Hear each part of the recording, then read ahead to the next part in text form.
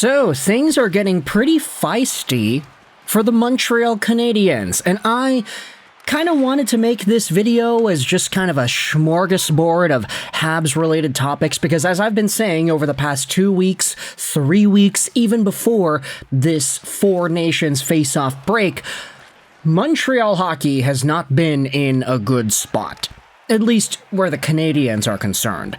The team has played so poorly that all the topics are starting to dry up, and there really isn't as much engagement with the team compared to, of course, when they were winning all these games. We can just go out there and make a video about any sort of thing and it would pop off, and a lot of people would be in the comments section and talking about it, and the Canadiens were a really big deal, but it hasn't really been like that ever since they started to lose. Not surprising, of course, but the team has found ways to lose consistently over the past few weeks before the break. With that in mind, though, with the team suiting back up in practice, getting everything back together again, and trying to get the band to work once more, we have ourselves some extra news and tidbits of info that I think are interesting enough to talk about. So, as always, this show is brought to you by ExpressVPN. Go out there and check out the first link in the description to save some money on your VPN, get some free months, and support this YouTube channel all in the process. We're talking today about some of the Habs' latest roster moves, as well as some of the feistiness from practice. We're also highlighting some of the comments made by players about the break and where the mindset is on this team. So, let's talk about practice, because earlier yesterday a video was going around of Habs practice where Suzuki and Evans were battling really hard in the corner, trying to take a puck away from each other. It was a really hard drill, and the sticks were kind of coming up, guys were falling down, they were really at each other's heels there, trying to put on a good practice. And I think a lot of Canadiens fans, myself included, watched this video. It will be linked in the description, by the way. It's on Reddit. You can go out there and see that yourself.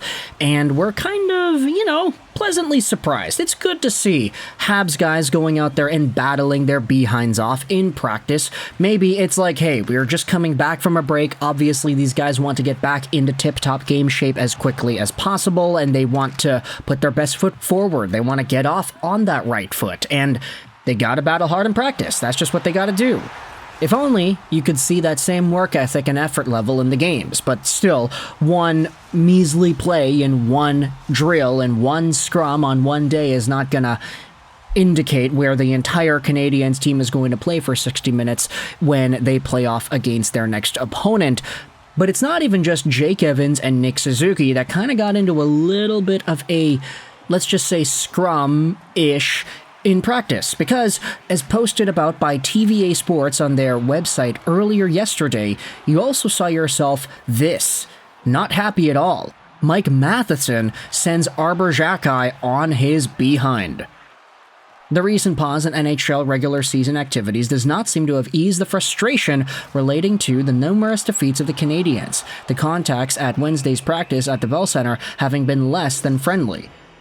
Contacts, I guess they mean hits. The hits at Wednesday's practice were less than friendly. As reported by TVA Sports journalist Anthony Martineau, some players were no laughing matter during one-on-one or two-on-two confrontations.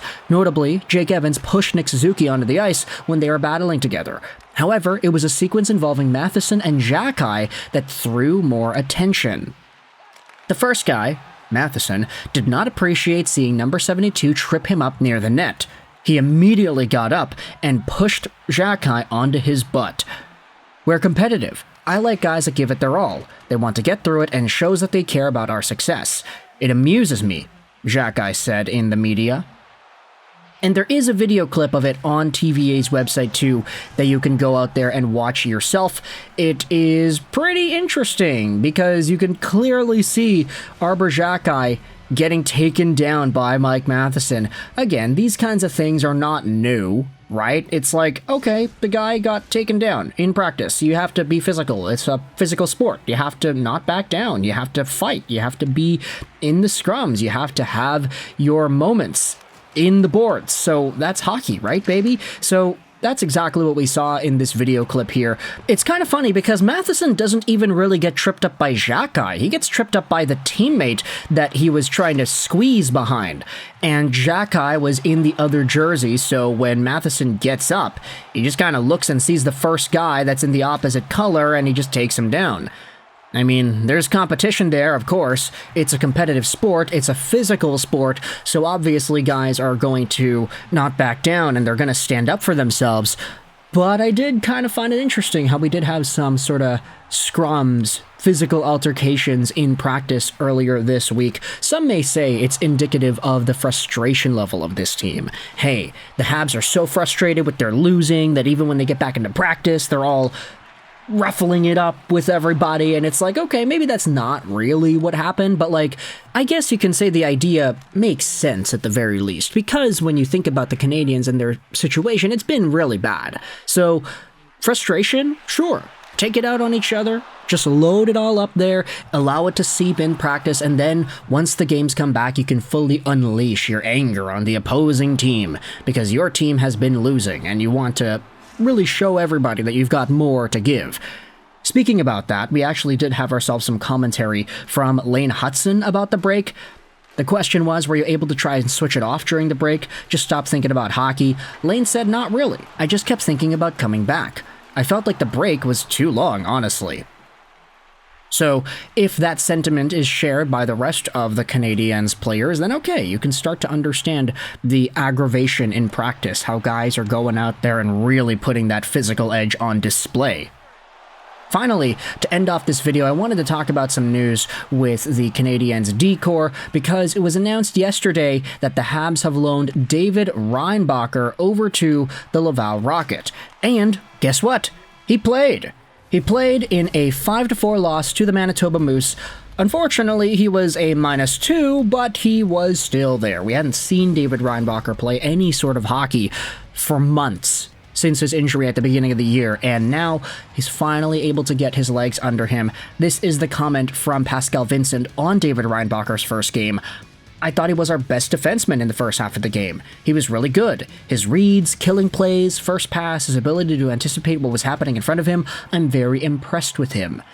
So of course, that is really, really good to see David Reinbacher actually come back and have all his smarts still there.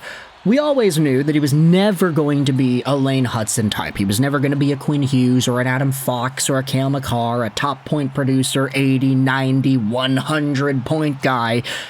We knew that he was more in that kind of Moritz Seider role, a big guy, shutdown guy. He can take away offensive opportunities from the other team, and he can break the puck out nicely. There were a lot of tangible qualities that brought him into that profile. And I think a lot of that has to do with smarts. It's not just, okay, can you move your feet? Can you be strong? Can you win all these battles? Like, sure, that's a part of it, and you need to be able to block shots, and you need to be able to come out of corners with the puck and stuff, but still, a lot of defensive defending is based off of your brain.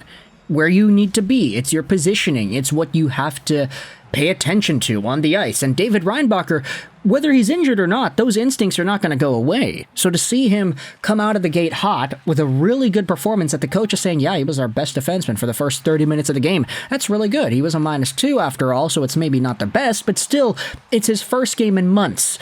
So I think that's a really, really good sign for David Reinbacher.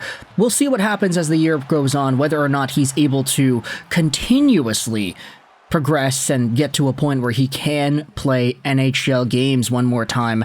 But for now, I want you to let me know your thoughts in the comment section below about all of these Canadiens notes. The scrums, the kind of altercations and practice, Mike Matheson, Arber, Xhekaj. What are your thoughts on Lane Hutson speaking out about the break being too long? What are your thoughts on David Reinbacher going out there and doing his thing for the Laval Rocket? Looking pretty good in the process, especially for a guy who hadn't played meaningful hockey in months. Lots going on here with the Montreal Canadiens, and I want you to let me know your thoughts in the comments section below. I hope you enjoyed this video, and bye.